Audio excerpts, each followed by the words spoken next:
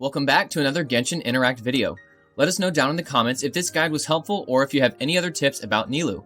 Make sure to like the video and subscribe to the channel so you don't miss any future content. Thank you for watching, now on to the video. Star dancer of the Zubair Theater Nilou is out now alongside Nahida. Did the Queen of Bloom steal your primos? If so, we're going to take a look at Nilou's talents. But before we do that, we would like to mention something.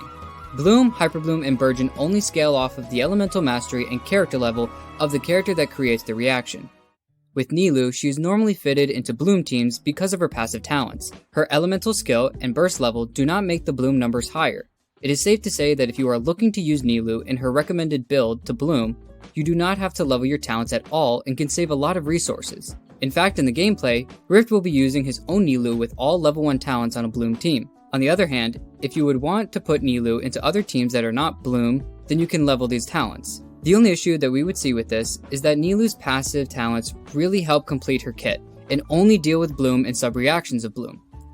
Now let's take a minute to go over her talents. The first talent to look at is her elemental skill. When using her skill, Nilou enters the pirouette state. You can go 2 routes at this point. The first route is if you want Nilou on field a little bit longer. If so, do 3 normal attacks after using her skill. Her skill converts her attacks to hydro damage and changes to a 3-hit normal attack combo. The first 2 normal attacks of this phase are called Sword Dance, and the last attack is called Luminous Illusion. After your 3 normal attack combo, Luminous Illusion will end the pirouette state and Nilou will gain the Lunar Prayer effect. This converts Nilou's normal attacks into Sword Dances, and the third normal will change to a Luminous Illusion. This route has a higher scale off of Nilou's max HP, which will allow Nilou to deal higher hydro numbers. The second route is using her skill 3 times in a row. The first 2 uses of her skill are called Whirling Steps, and the third use of her skill in a row is called Water Wheel. Water Wheel ends the pirouette state and creates a tranquility aura around the active character that applies the wet status to opponents in a certain AoE. Just remember that Nilou cannot do charge attacks when in the pirouette state, or has the Lunar Prayer effect. Both of these will be removed once Nilou leaves the field. Her only other talent you should level is her Burst if you are not doing Bloom or reactions related to Bloom. Her Burst deals an instance of AoE hydro damage that is based off of her max HP. Enemies hit by her Burst will gain the Lingering Aeon effect, which will mark enemies and deal hydro damage based off of Nilou's max HP after a certain interval of time. If you want to have Nilou on a non-Bloom based team, you still should not level into her normal attack talent, since her normal attacks in the pirouette state are considered elemental skill damage. Going along this idea, you can crown her skill and burst together, but not her normals. The recommended levels for talents are all level 1 for a Bloom related team, or level 1 on her normal attack talent, level 8 on her skill talent, and level 8 on her burst talent if you really want to put Nilou off of her kit. Aside from talents, we take a quick look at Nilou's passive talents. Nilou's passive talents really set her in a Bloom team. Her first passive talent unlocks when the party she's in has only Hydro and Dendro characters. When Nilou completes the 3rd attack of her skill combo, whether Luminous Illusion or Water Wheel, she gives all nearby party members the Golden Chalice's bounty effect for 30 seconds. This effect gives 100 elemental mastery to all party members for 10 seconds whenever a character on your team has the effect on and is hit with a Dendro attack. Because Bloom is a Dendro hit and will most likely hit you at some point, this basically gives your entire team 100 elemental mastery pretty easily in a Bloom team. When you trigger the Bloom reaction, you will create Bountiful Cores instead of Dendro Cores. Bountiful Cores do more damage than a normal Dendro Core and will explode quickly and have a larger AoE. The second passive talent increases Bountiful Core damage by 9% for every 1000 HP of Nilou's max HP that goes over 30,000. The max increase to your Bountiful Core damage that you can get is 400%. This means you can have up to 74,000 max HP on Nilou to fully take advantage of this buff if you so desire. Going to artifact sets, the best set to use on Nilou will be the 4-piece Flower of Paradise Lost set, specifically if you are using her on field in a Bloom team. This is because of the 4-piece effect, which grants bonus Bloom damage to the equipping character. A very close second to using this 4-piece set, and in some cases even better, is actually using 2-piece Tenacity with a 2-piece Vorokasha's Glow, one of the new artifact sets.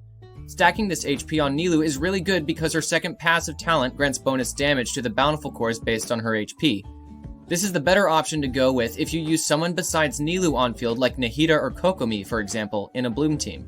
The reason for this is because the 4-piece effect of Flower of Paradise Lost increases personal Bloom damage, while stacking HP on Nilou increases all damage of Bountiful Cores that are created by any character.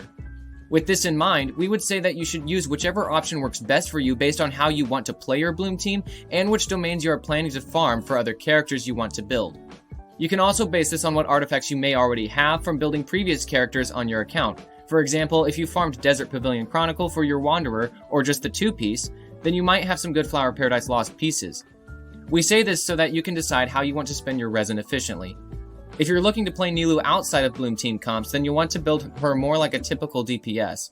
Her HP scaling still plays heavily on her own Hydro damage, so using 2-piece HP percent sets with 2-piece Hydro damage sets will be one of the best and easiest ways to build her this way. We still recommend building her as a Bloom support in order to fully utilize her kit and functions. So now looking at the stats you want for Nilou, the main stats to look for on your Sands, Goblet, and Circlet are all HP percent if you are putting her on a Bloom team. If you are putting her on a different team other than Bloom reaction teams, then you should have her Sands as HP percent, her Goblet as Hydro damage bonus, and her Circlet as either crit rate or crit damage. As far as substats go, you should look for as much Elemental Mastery on your substats as possible when Nilou is on a Bloom team, but the artifact sets and triple HP percent main stats are much more important than this.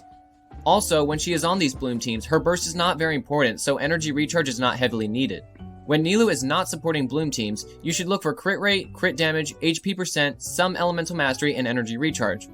To sum things up here, Bloom Nilou means that you can focus more on main stats and artifact sets, but if you are not looking at Bloom, main stats and substats will be better than a specific artifact set. Although artifact sets and artifact stats are very important, the next major part of a character's build is their weapon. Nilou can use a few different 4-star and 5-star weapons. Nilou's best in slot weapon is her personal 5-star weapon, the Key of Kajni Suit. This weapon gives 66.2% HP at level 90. This weapon increases HP by 20% and gives the Grand Hymn effect for 20 seconds after a skill hits an opponent. This effect increases Nilou's Elemental Mastery by 0.12% of her max HP and can stack 3 times at Refinement 1. When Nilou has the 3 stacks, the Elemental Mastery of the party members is increased by 0.2% of Nilou's max HP, which is also at Refinement 1. Another 5-star she could use is Freedom Sworn. This weapon is better suited for Nilou if she is more on field in your Bloom team, or if you are not doing a Bloom related team at all. This weapon gives 198 Elemental Mastery at level 90, but the buff only really helps Nilou in 1 or 2 ways. This weapon increases damage by 10% and even gives a normal, charged, and plunging attack damage increase for 12 seconds when you trigger 2 elemental reactions. The 20% attack increase this weapon gives isn't very useful for Nilou. Another 5-star that could help non-Bloom Nilou is Primordial Jade Cutter.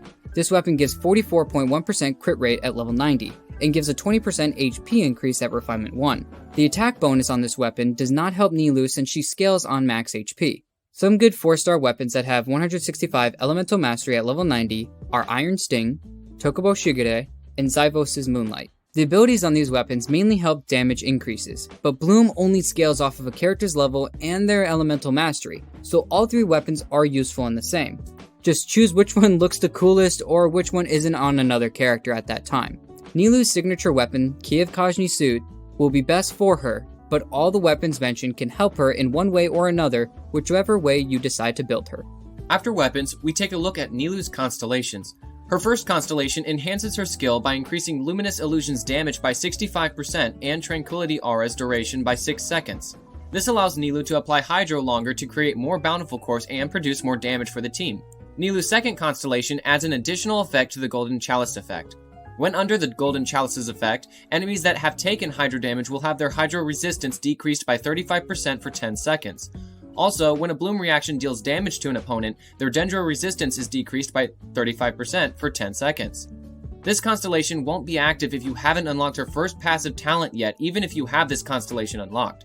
Her third and fifth constellations increase burst and skill talents by 3 respectively. The fourth constellation gives Nilou 15 energy and 50% burst damage for 8 seconds when she hits opponents with her third dance step in the pirouette state. This triggers after ending the pirouette state with either a Luminous Illusion or Water Wheel. Her sixth constellation gives Nilou 0.6% more crit rate and 1.2% more crit damage for every 1000 points of max HP she has. The maximum you can obtain this way is 30% crit rate and 60% crit damage. This means Nilou can have 50,000 max HP to get the most out of this constellation. Nilou's constellations can be great for application and scaling to do even more damage for herself and helping the overall team damage, but Nilou is still an amazing Bloom support at Constellation 0. Nilou does fit in a very specific role as her entire kit points to Bloom. We'll explain some characters to use in this team as well as a Vaporize team if you do not want to play her in a Bloom team. Looking at a Bloom team, you can run a Nilou with Nahida, Yelan, and Yao Yao. Nahida will be constantly applying Dendro with Yao Yao to create the bountiful cores. Yelan will be helping with Hydro application since Bloom teams should be heavier on Hydro than they are on Dendro. Some Hydro characters to run along Nilou besides Yelan are Xingqiu, Barbara, and Kokomi. Some Dendro characters to run besides Nahida and Yao Yao are Kale and Dendro main character. To make the most use of Nilou's first passive talent, make sure at least one character in the party is Hydro and one is Dendro, and they are all either Dendro or Hydro. You can run 2 Dendro and 2 Hydro to make use of both resonances. You can run 3 Hydro and 1 Dendro if you are low on Hydro application, which is pretty normal. You can also run 3 Dendro with Nilou if you think Nilou is making enough cores for you with her Hydro application. A different team to use is Vaporize. Usually we would only recommend Nilou on a Vaporize team if you have some of the constellations that we talked about earlier, since these help with Nilou's personal damage. A team to look at is very similar to how you would surround Ayato. Run Nilou instead of Ayato with a good off-field pyro applier like Xiangling, a good Viridescent Venery user like Kazuha or Sucrose, and either another Hydro character or Pyro character for the resonances. In the upcoming gameplay, I will be using a traditional Bloom team to showcase Nilou's Bloom support capability. The team consists of Nahida, Xingqiu, Nilou, and Yao Yao. I like this team because it gives me both Hydro and Dendro resonance, which both help bountiful core damage. Nahida is the on-field driver to apply Dendro really well, but she also has the highest amount of elemental mastery in this team. Xingqiu provides much needed Hydro application. Nilou transcends the team's Bloom damage to another level with her kit, and Yao Yao adds more Dendro and most importantly heals the other team members. My Nilou uses Iron Sting simply for the Elemental Mastery main stat since I don't have her signature weapon, and she is on a 4-piece Flower of Paradise Lost with triple HP % main stats with HP % and EM substats where I could get them. Her talents are all level 1, and I do this to make a point in that the Bloom reaction scales solely on the character level and Elemental Mastery. In Nilou's case, only her HP will increase Bloom damage outside of how the reaction is normally influenced. You can still upgrade these talents to add more Hydro damage to Nilou's kit, but just know that these don't affect Bloom reaction damage at all. Enjoy the gameplay.